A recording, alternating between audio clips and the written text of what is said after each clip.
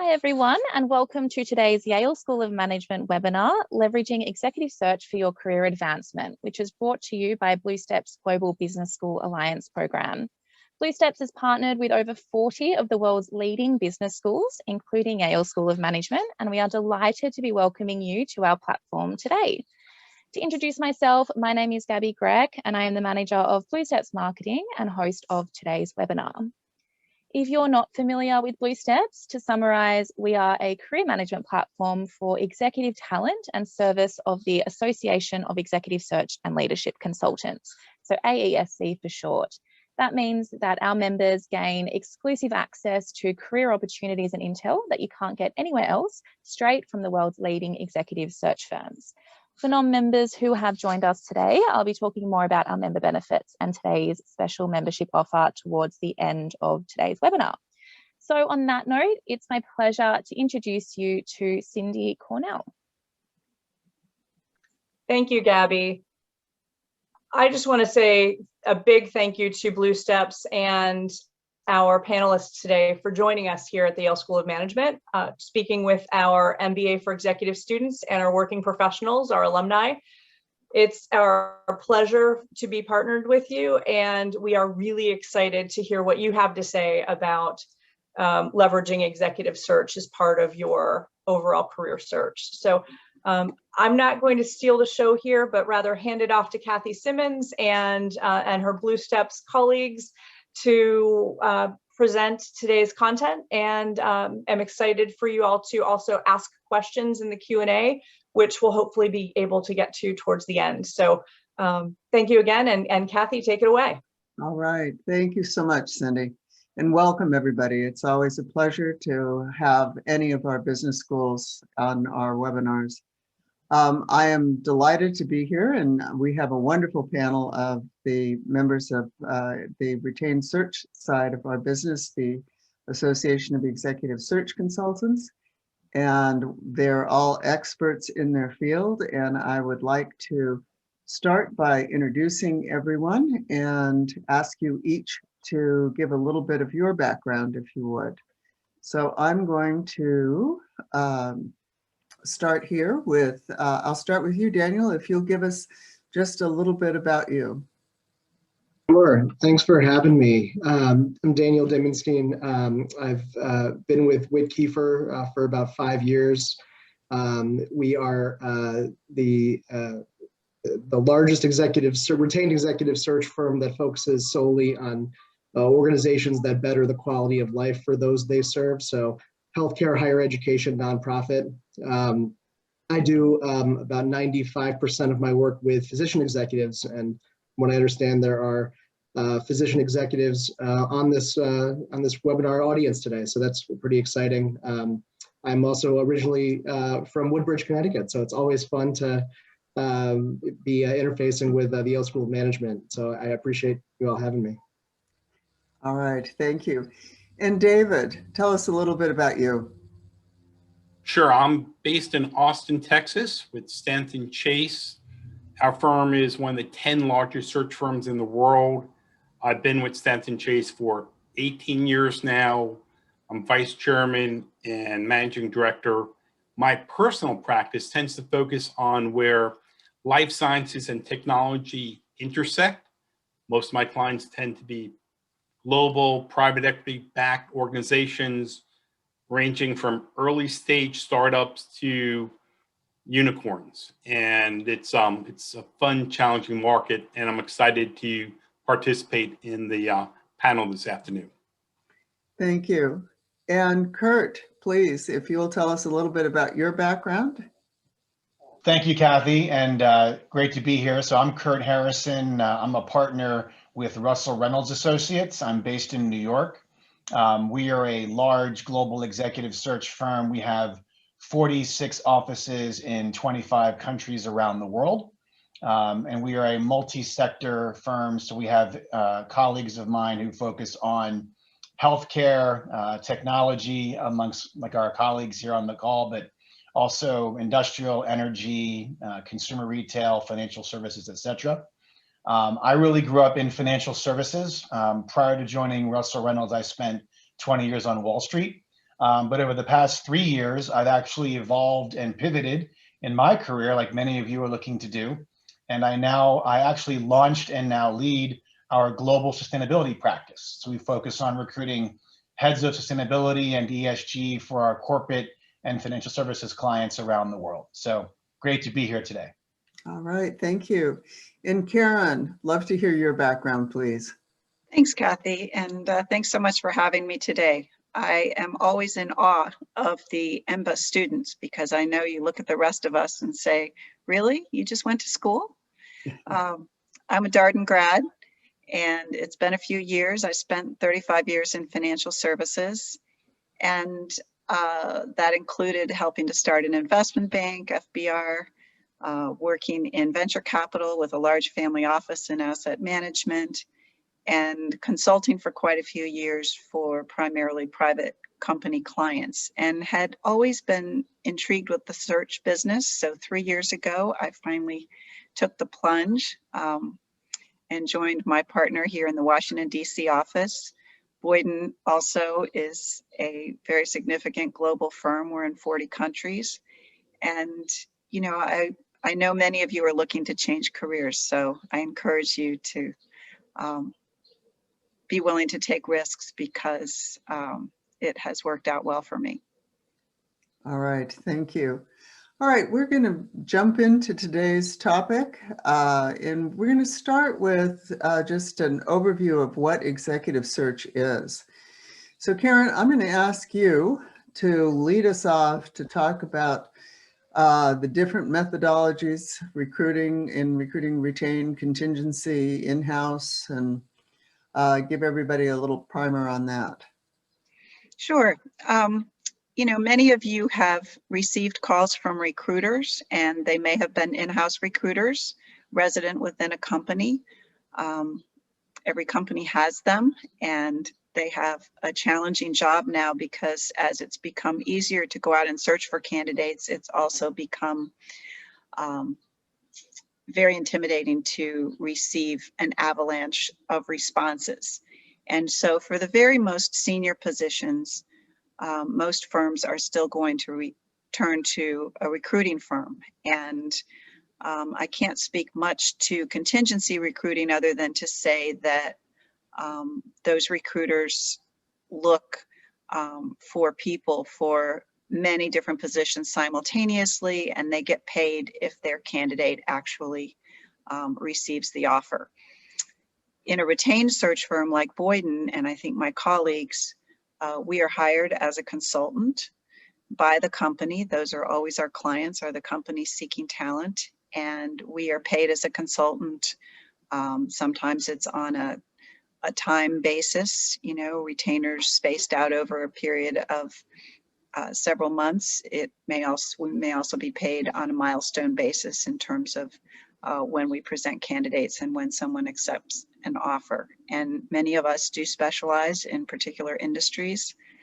You know, my focus obviously has been financial services and real estate, and I also spend some of my time, and happy to take questions later, on people interested in serving on boards. All right, thank you.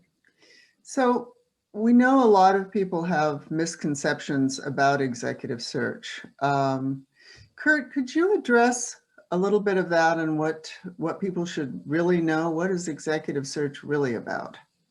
Yeah, no, it's a good question. And I think Karen actually said it really well. You know, everyone on this panel works for a retained search firm. And it's a very significant difference between our models collectively and the models of a contingent search firm. So a contingent firm, as Karen mentioned, they can represent multiple people and multiple firms all at the same time. And, you know, their business model is one of volume.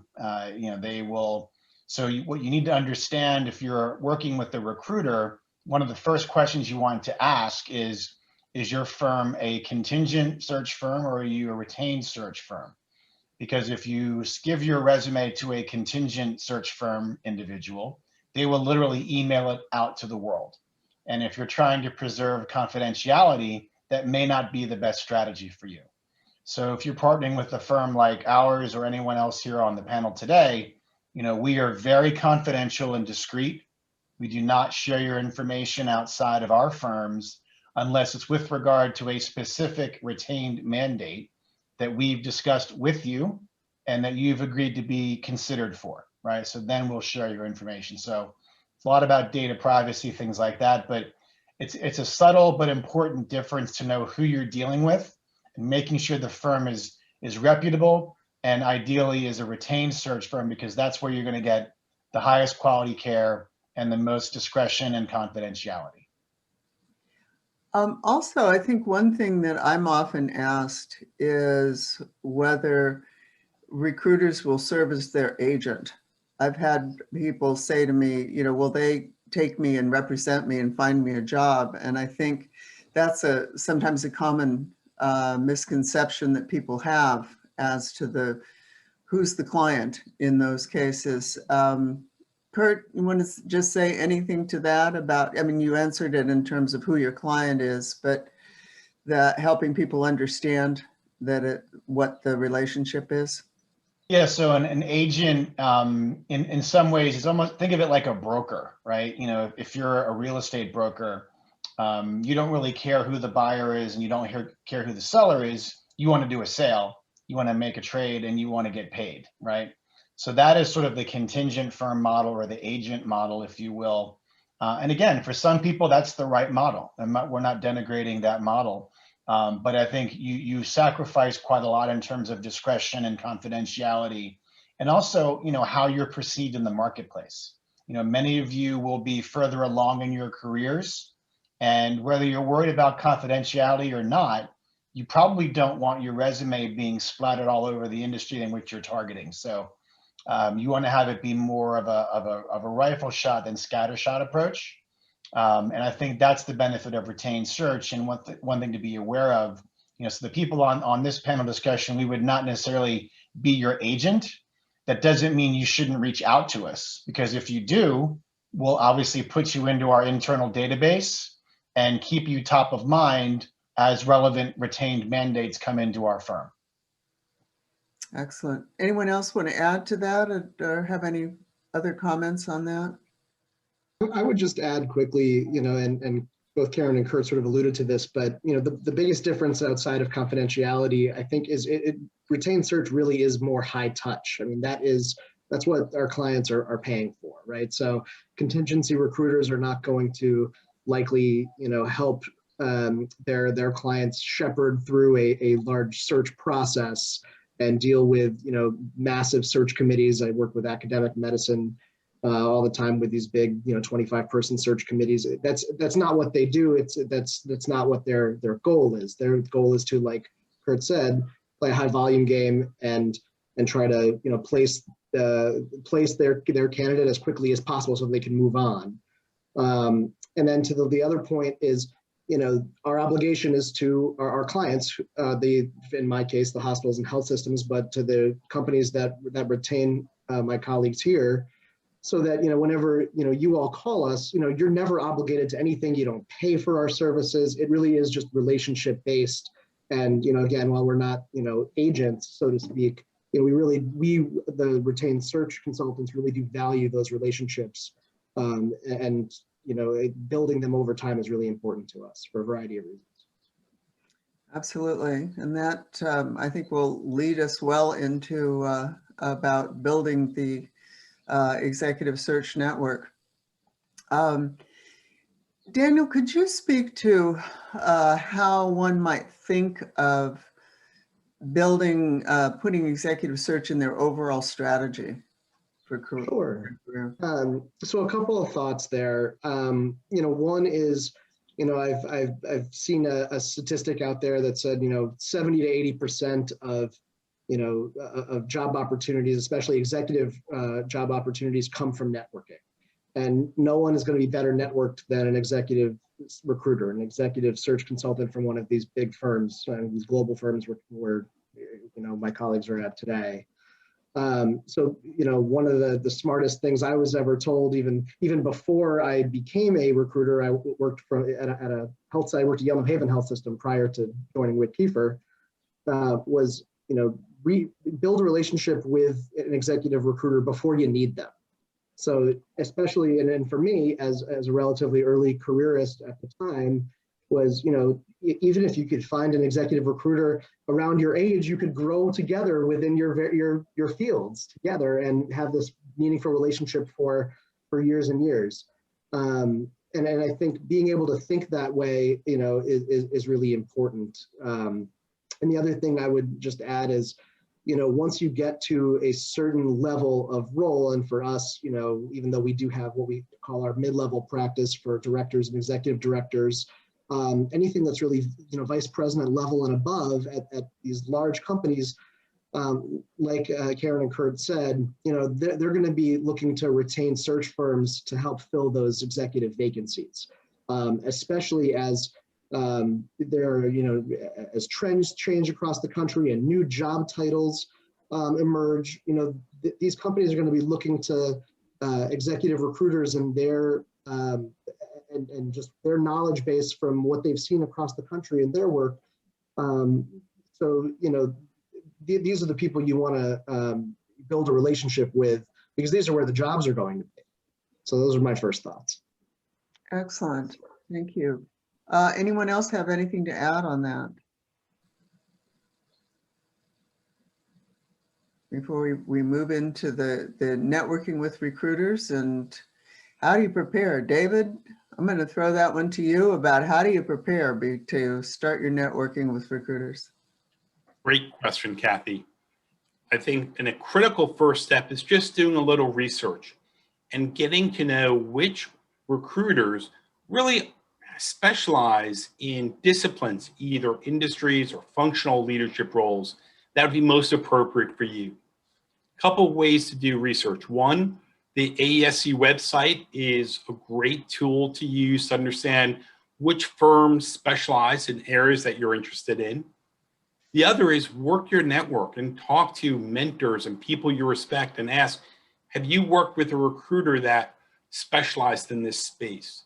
And I think if you really hone down that focus to recruiters and firms that focus in your area, those are the ones that are going to be most fruitful to develop long-term relationships with.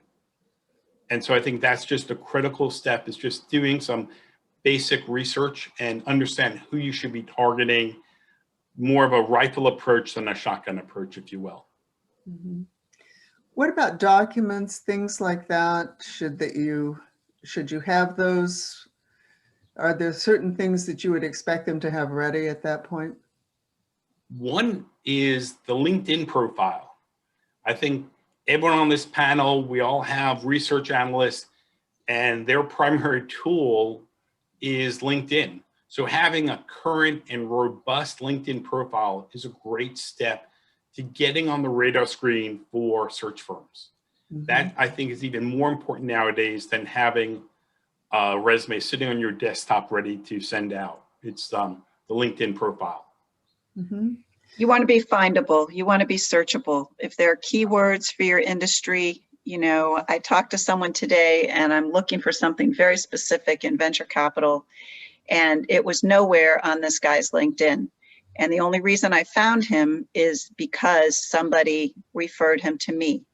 And he told me he was looking, tentatively beginning to look for something in his field of venture capital, but I would never have known that by looking if the LinkedIn was the first place I had gone.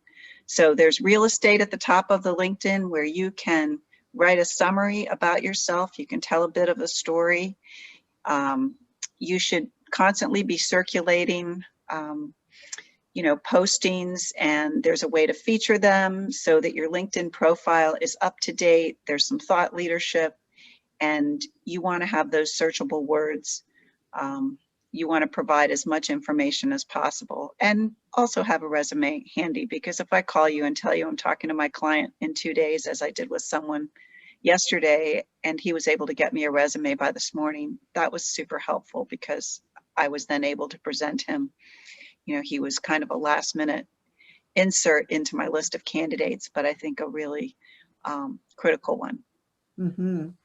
What about, I think we talked a little bit before too, before we started, about really understanding what your goals are so that you can kind of help people help you.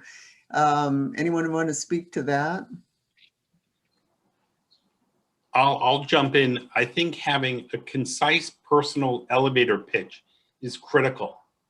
You don't want to try to be so vague and broad and say you can do so much different things. You want to have some laser focus to it, and that's going to help not just recruiters you're networking with, but your network as you're reaching out to people. You want to invest the time to have a very concise personal elevator pitch on what you're looking for. Yes. I think the most frustrating thing to me as a coach is when I ask someone what they really want to do, and they say, well, I can do anything. And my sort of smart aleck answer to them is, I've yet to see a job description that says must be able to do anything. Where usually that's why they're called specs. So we need to get a little more specific here. You know, I think it's important to think about what gives you energy. You know, we all have a number of things that we're good at. You know, I'm good at doing some things I hate to do. So don't highlight those on your LinkedIn if you don't want someone to find you to do that again. Get rid of the stuff that you don't ever want to do again. Don't make that findable to the extent possible. You want to focus on things that you like doing. And I would also say that, you know, in my career, some of the really most exciting opportunities have been when a job was created. And it was created for me, or simply at the point where that position had not existed the day before. And, you know, then you don't have competition, then you can craft it. Then you're really working very closely with whoever you're reporting to. Those were the most exciting opportunities. And, you know, that just speaks to how important it is to be networking, because, you know, especially if somebody's doing in-house recruiting, they don't know what to do with that avalanche. And they would so much prefer to have somebody who comes to them recommended, you know, through some kind of a networking contact. And for those of you who don't like networking, try not to think of it as knocking on someone's door and asking for help. Try to think of it as, when you meet people, immediately shifting into how can I be helpful to them? And you can be, and you can connect them with other people who are interested in things they're interested in. You can connect them with people who may be resources to them. You can connect them to potential hires. If you focus on helping people, you will be a great networker. And you don't have to talk to 50 people when we go back to having events again. You can talk to 3 and have 3 good conversations, and then follow up, send an article, send a note.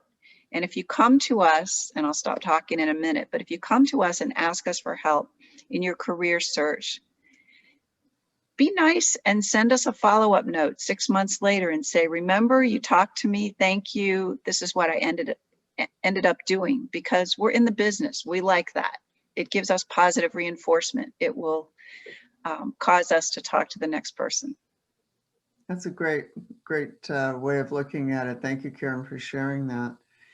We're going to talk a little bit, switch gears here, and talk about current trends and today's business environment, and what skills, capabilities are highly sought after. And since each of you has a slightly different or a different focus, I'm going to ask each of you in turn to speak to this.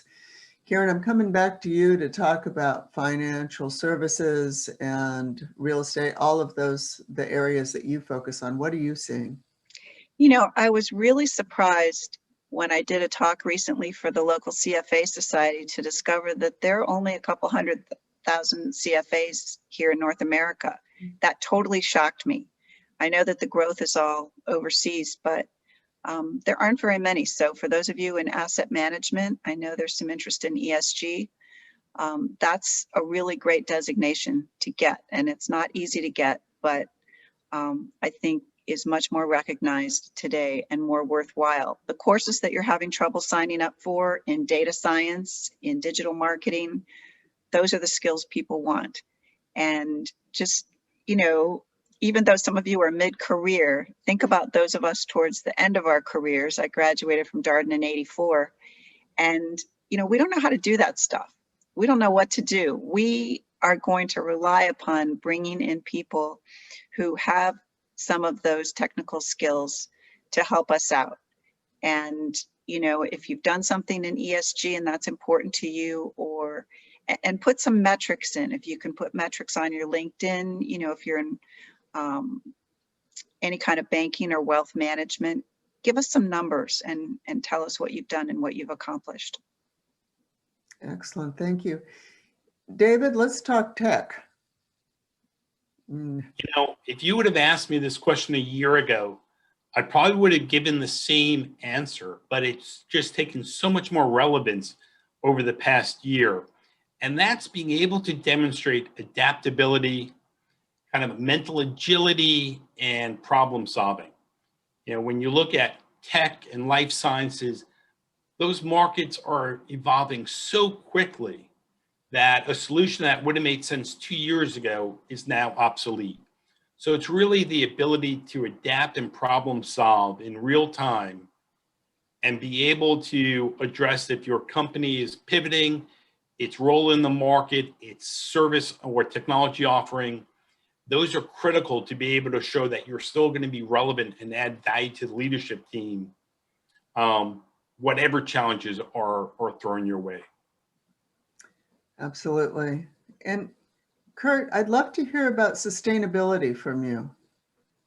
Yeah, no. So I pivoted like many of you, as I mentioned earlier, and about 3 years ago began to really hone in on ESG and sustainability. And it was in part in response to client inquiry around these themes that were becoming more and more prevalent. And I saw a commercial opportunity, because I am a financial services person. So I saw a commercial opportunity to really immerse myself in that market. And so we've been doing that for now 3 years. We actually launched our global sustainability practice last year. And so this is a very exciting new market segment. There is not a litany of people with 20-year track records of sustainability or ESG. There's very few with 10-year track records, either from an investment perspective or a functional operational perspective. And so for someone thinking about pivoting, and if they have an interest in either investment management or corporate sustainability, you know, I would strongly encourage you to consider ESG and or sustainable investing or impact investing, because there is $30 trillion with a T out there earmarked for sustainable investments, looking for a home and looking for people to manage those assets. So I think it's a great thing to think about from a pivoting standpoint. But I think, you know, because of a lack of credentials in this space, and because it's still evolving and emerging, I think what David said is really important. You know, you have to be agile, and you have to be able to really influence across multiple constituencies and stakeholders, because no one's going to have the perfect resume that checks every box. And so when we present a candidate for a role, we highlight, here are the boxes that you identified as being important that they check decisively. Here are the boxes you identified where they mostly check. And here are the boxes you identify where they do not check. You should meet them and decide if you can get through the ones that they're missing, what's absolutely mission critical, and what's more of a nice to have. But at the end of the day, no one checks every box. And when you get to senior executive levels of recruitment for senior roles, it almost always comes down to the interpersonal dynamic, right? So be enthusiastic, be engaged, be interested. In the same way, when you're applying to college or business school, you want every school to think they're your number one choice. Make every interviewer think this is your number one choice. Because, you know, that's going to win the day more so than credentials. Because at the end of the day, there's 30 people with your exact same credentials. The person they pick is the one who connects best from an interpersonal standpoint. Great advice. Thank you.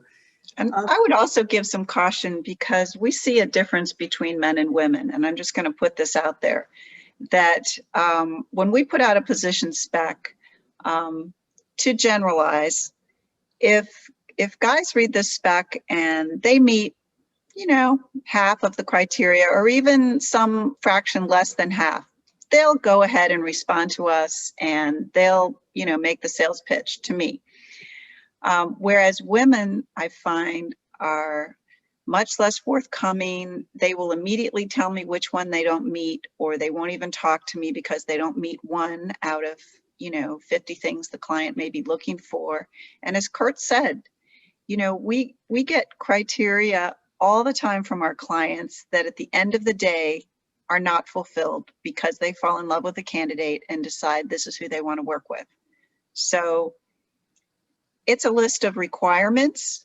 You know, please don't come after us if you don't meet anything. And, you know, 3/4 would be nice. But one of the things that keeps this business interesting is all of the twists and turns.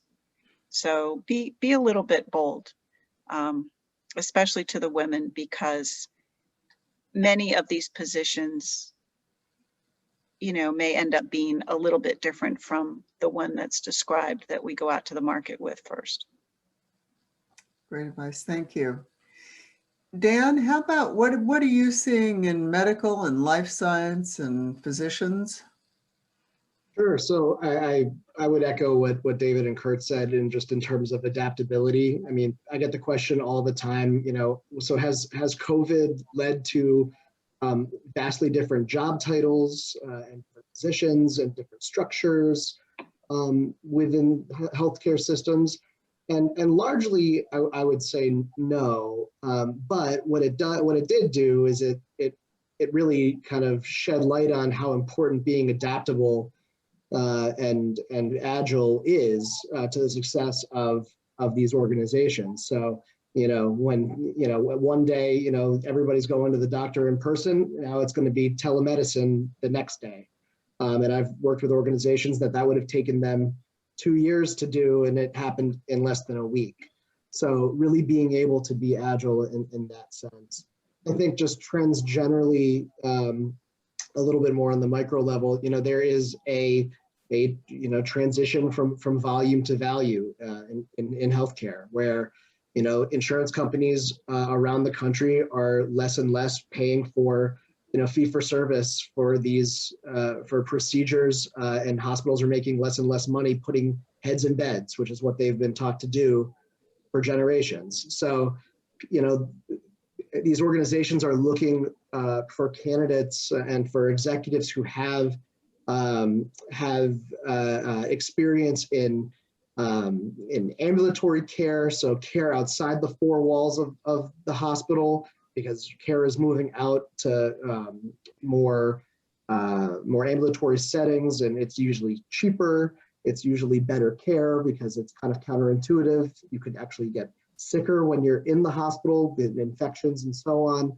If the less that you are in a healthcare environment as a patient, the healthier you will likely be. And that's why hospitals are trying to drive down their length of stay.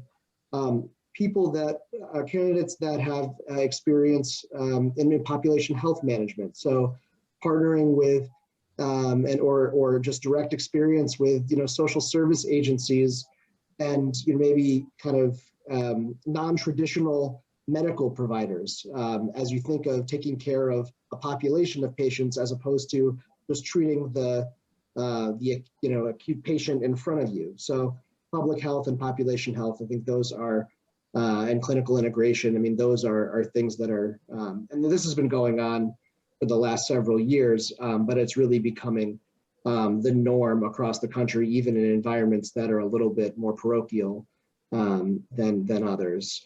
And then I would just say, to conclude, you know, healthcare, especially nonprofit healthcare, is probably behind a lot of other industries in terms of, you know, talent development, experience, you know, patient and you know, employee experience. There are more and more chief experience officers that are joining the senior leadership teams for healthcare systems.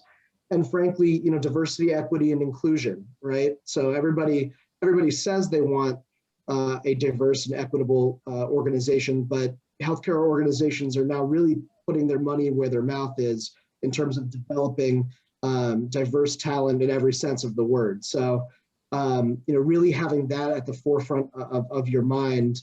And it's actually our job as executive recruiters to really help educate our clients in how to, cultivate a diverse workforce and a diverse executive team and board.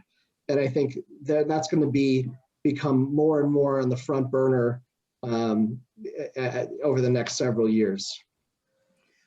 I have a question that I think is, oh, I'm sorry, I didn't mean to cut you off, but did someone have something they wanted to add there? Because one of the questions I was thinking of, Daniel, that just occurred to me as you were saying is, how much is telehealth going, do you think, to impact us? I mean, I know that it forced a lot of organizations to adapt more quickly, or adopt and adapt more quickly, but do you think, what kind of impact do you think that's going to have as we come out of this current situation? So I think it's going to become, it's definitely going to become the norm in terms of an option. I think before the pandemic, there were many states that their payers were not reimbursing at either at all or at the same rate for telemedicine as they were for in-person care. And I think that's going to change. If it hasn't already, it probably has already, given what has been necessary this past year.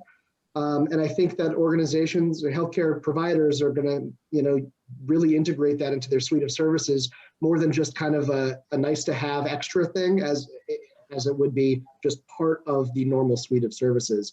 And I think, my generation, the millennials, they shop for care, right? They're not just going to the hospital in their backyard because it's always been there. It's, what's most convenient for me, what's going to give me the best, most satisfaction as a patient. How are they going to cater to my needs?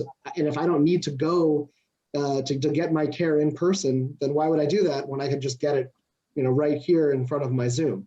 So I think it's going to be a big part of of care going forward. Interesting. We're going to move on to talking about working with executive search consultants. And Kurt, I'm going to come back to you and ask you, in your opinion, what makes someone an ideal candidate to work with from your perspective? Yeah, I think that, someone who has already gone through the logistics of, creating their candidacy online or on their resume, right? So as Karen said, make sure that your LinkedIn profile is up to date and you have an updated resume. And I think you want to keep it professional. Sometimes we'll see resumes or a bio or a LinkedIn profile that says, leads with, passionate about, ultimate Frisbee. And you're like, okay, well, that's probably not something that, my clients are looking for right now. So keep it professional, keep it tight. I think David and Daniel both said concise. No one's going to want to read your life story in your LinkedIn bio, right? So keep it to the point. So have all the logistics hammered out, and then have an idea of what you want to do, right? So as Karen said before, you can't say, well, I can do anything. Well, that's impossible to help you with. And so at least have a list of a few things that are most interesting and relevant for you in terms of your passions, but also in terms of your skill set. And if you're really looking to pivot in a new direction, articulate the competencies and the skills and the traits that you have that can engender that pivot, that give that pivot credibility. So it's really hard that you want to be a pro baseball player. Well, you don't have any skills around that. So just make sure that what you're trying to pivot toward would make sense to someone who doesn't know you, right? And when you engage with the search firm, be responsive, tell it all. If there are gaps, explain them. Sometimes people farther along in their careers, like take the years off of their graduation dates Yeah, there's probably competing views on that. My view is if it's absent, it's noticeable, and it raises a question that you don't need to have raised. So I would just state it all, full disclosure, and be thoughtful about how you present yourself, because that's the first line of entry, and a lot of it's going to be a filtering process whereby they eliminate candidates if they don't match certain filters. All right. Great points. Thank you, Kurt. Would you mind if I added a couple things? Please. The two things that I would add, I would just, on behalf of my colleagues, I would ask anybody who gets an outreach from a retained search firm, and just respond, even if the job isn't right for you. At the very least, we know that your contact information is still right, and that you're nice to work with, and even a one-line email that said, hey, thanks for thinking of me, I'm not ready to make a change, or I'm actually looking for something else. That not only do we know that you're good to work with and your contact information is up to date, but now we know that you're interested in jobs in California and not DC or what have you. And then also on behalf of my colleagues, I would just ask, don't mass email every consultant in a particular office. So don't reach out to every Russell Reynolds consultant in New York City, because then you'll be that guy who did that, and we have databases the same way that the health system has an electronic medical record, or any other organization has a proprietary database, and you will get notes in there that said you apply for everything, or you have mass emailed 100 consultants. Just find one and with a firm, make contact. They'll direct you to someone. They'll direct you to the right person if it's not them, who might be better. Thank you. Yeah, and appreciate the advice on that. I'm sure everyone does. Daniel, I'm going to stay with you and ask you. Okay, so then how can candidates increase their visibility to the search community? Yeah, so I think my colleague said it earlier. I think LinkedIn, keeping your LinkedIn profile up to date in every way that's already been said, I think is the number one. That is how our research teams really get new names and profiles and potential candidates in our databases. So that would be the first piece. I would also say, join and be active in your professional organization. It's sort of, networking from both sides, build a relationship with a recruiter, but also, do your own networking within your industry, and you never know, who can connect who to what end. I would say also, don't be afraid to sort of, think about your brand and in yourself as a subject matter expert in X or Y, and don't be afraid to publish thought leadership. LinkedIn posts, easy way to do it, and a platform that is really helpful to get your thought leadership out. Perform some free consulting. Don't be afraid to have colleagues call you up if they have a question, or always offer to give them advice when they have questions about things that they know that you are an expert in. And again, you never know what could happen from that. So those are just a couple of things that I think could increase your visibility. All right, thank you. David, let's talk about how candidates should make that initial contact with the recruiter. Well, I think the most powerful first step would be if they were recommended by a former candidate or client of their search firm consultant. If they can say, so-and-so recommended that I connect with you, and that person is a former client or candidate of the search consultant, you're going to get 100% replies. So having a personal connection is a great first step. If you don't, then just be, concise in your outreach, and make sure it's targeted. I think Daniel had said earlier, don't do an email blast to everyone, because if I get a resume from someone that does real estate finance, to me, that's a red flag that, boy, this person is just throwing out hundreds, if not thousands of emails without any sense of target or research, and it almost seems lazy.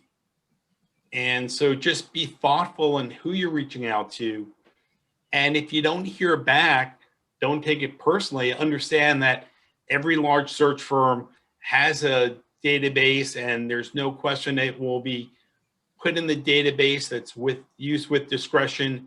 And as soon as there's an appropriate mandate that anyone in that firm is working on, they'll reach out to you. Great ideas. Appreciate it, David. Karen, let's talk a little bit about that long-term, the ideal long-term relationship, and how do people really create it with a recruiter? Well, I agree with not sending us blanket emails because we just are unable to respond. We all get dozens of them every week, and I will respond if someone has introduced me, but I can't respond to all of the ones that come in over the transom. However, this is probably the case with your firms as well. You can go on to the Boyden website and input your resume right there, and it will come up in our searches. So we've created that step for you. I had a search a couple years ago, and my client was insisting on a diverse candidate. He said, look at my website. When you pull it up, you look at the leadership team, it's all white males at the moment, with one exception. He said, this has got to change. He was newly arrived. He said, I'm not hiring a white male for this job. This is an opportunity to find a diverse candidate. So of course, someone recommended a white male to me, and for a couple of reasons, I got in touch with him and said, I know you were introduced to me, but I can't propose you for this position because we have this mandate, and I don't think it's flexible. But a year later, I got a different mandate. That restriction was not on it. And although I think all of us are trying to produce diverse slates, it doesn't mean, we don't have a range of candidates. And so this guy was my first call, and he just started in the new position because he was so gracious. He could have given me an extremely hard time about that, and I was honest with him. I could have been dishonest with him, but I just said, look, you're really qualified, but it's not going to work in this situation. But I went right back to him the next time. And I think being gracious, being responsive, better yet, if you can think of someone who might be a fit, even if it's not of interest to you.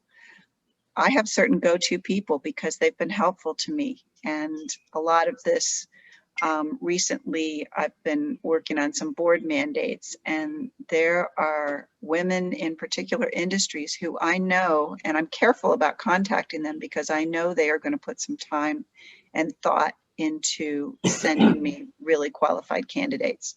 So on the other hand, if somebody just sends me 5 names of everyone they know and none of them make sense, I'm not going back to that person the next time. So, if you can be helpful to us, we will remember that. And we really appreciate it. How often should someone, I know that sort of it depends, but how often should someone check in with recruiters? Once a year. If you're in our database, we're going to come after you if you're appropriate for the mandate. At Boyden, we're more of a boutique firm. I'm not working on dozens of things at a time. I'm working on a small handful of things. And, chances are you're not the target for any of the searches I'm working on at a given point in time. So, I think once a year is fine. Once a quarter is too much.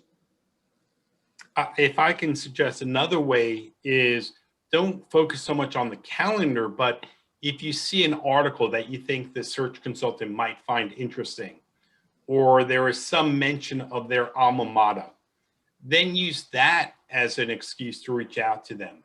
Try to add value, not just, hi, thinking of you, and working on anything interesting, but try to add a little value when you reach out to them, even if it's just a link to an article that you think they might find interesting and maybe they didn't see. So you're back to networking as trying to be helpful. Yeah, Yeah. exactly. There's a lot to be said for content networking, I think, at times.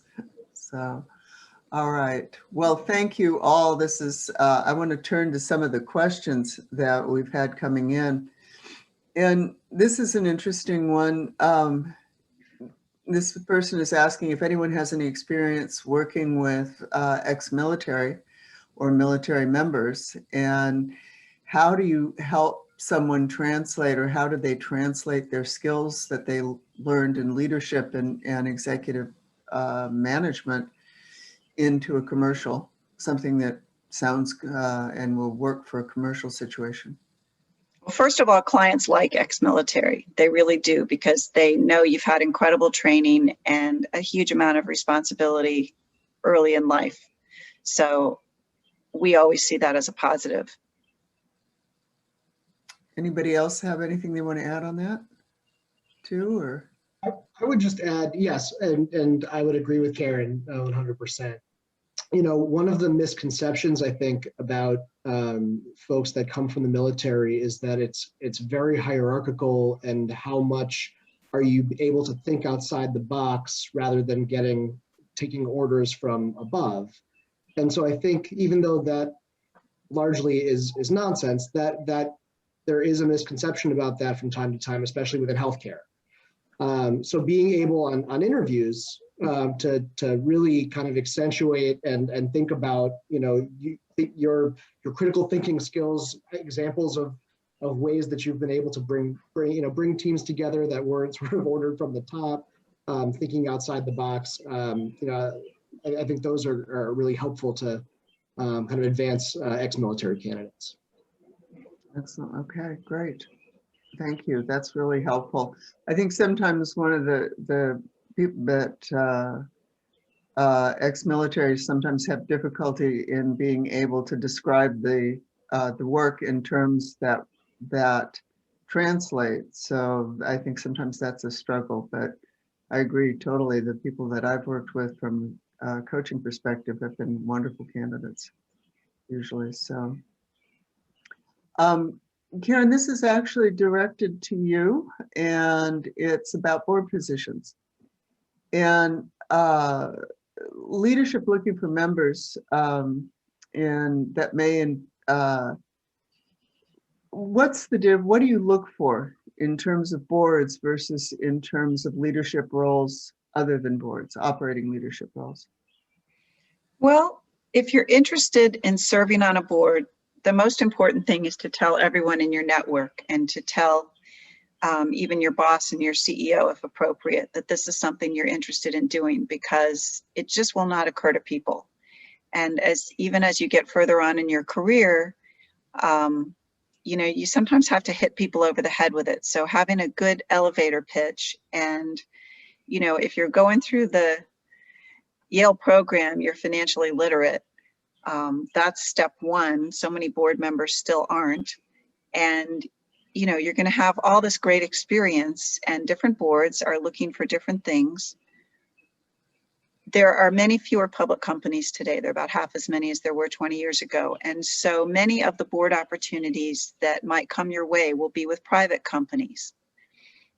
Historically, private equity firms have just put themselves on the boards, which adds absolutely nothing. They've already got those guys in house, and they're just beginning to think about looking outside to bring in some more diverse perspectives, points of view, relationships in a particular industry. And so that is happening at the same time they're realizing maybe more diversity on their board in lots of respects is a good thing, but they don't know where to look. Traditionally, boards have generally not employed search firms. When they employ search firms, even the public companies, sometimes they've already got someone in mind, because boards are so risk averse about bringing someone into the foxhole with them who somebody doesn't already know. So becoming known and broadcasting that this is something that you would be good at, and why, and the value that you bring, and why you want to do it. You may even be successful in having it included in your own development goals.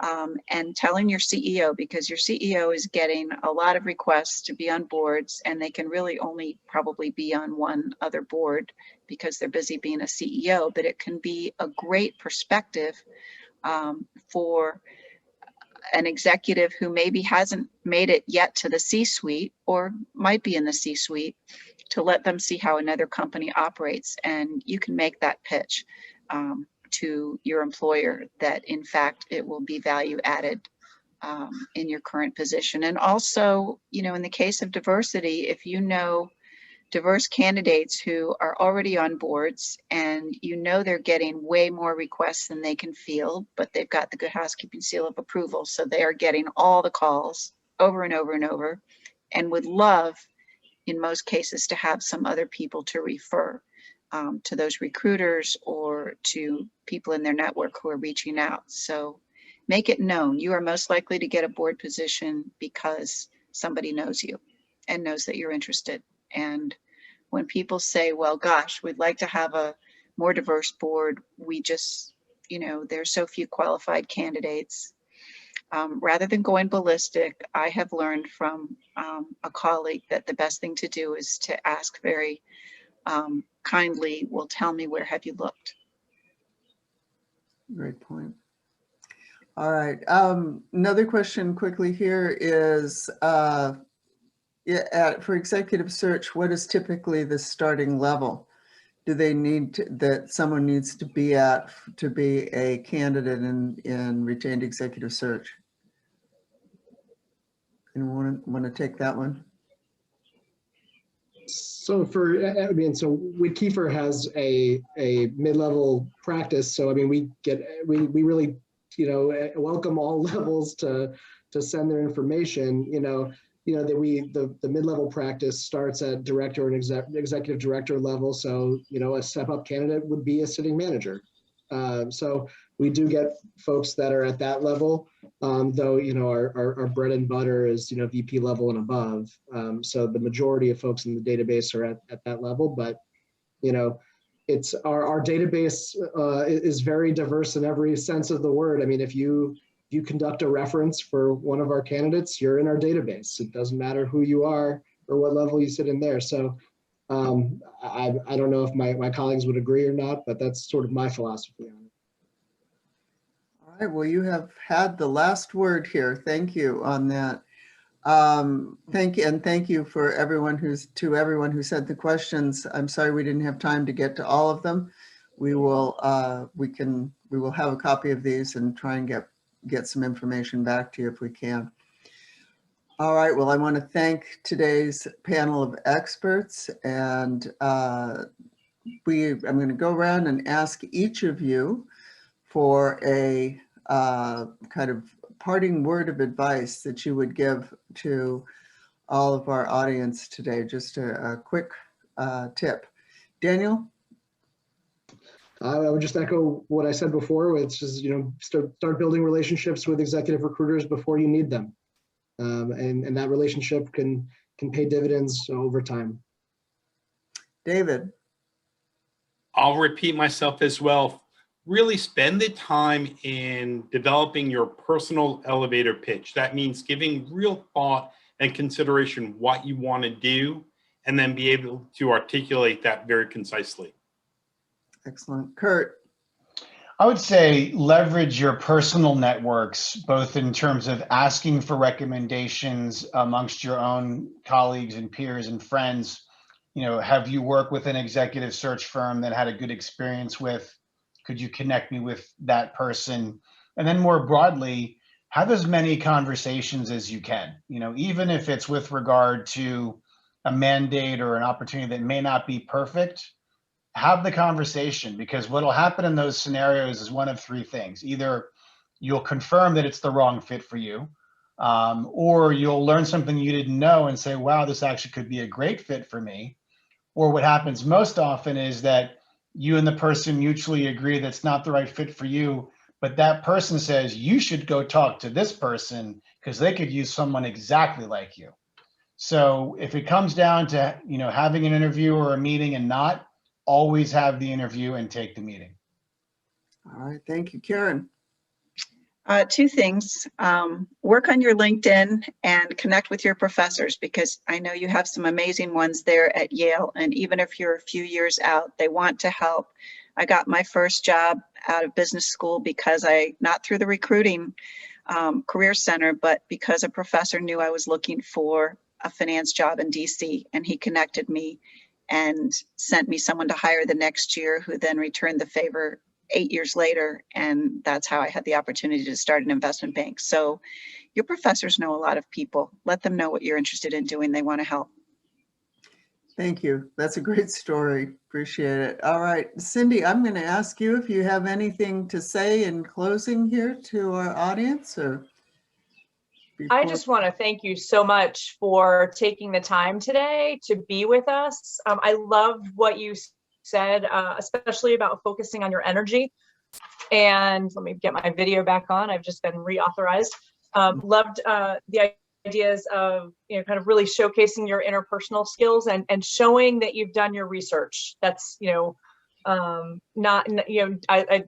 loved how you said, don't be that guy.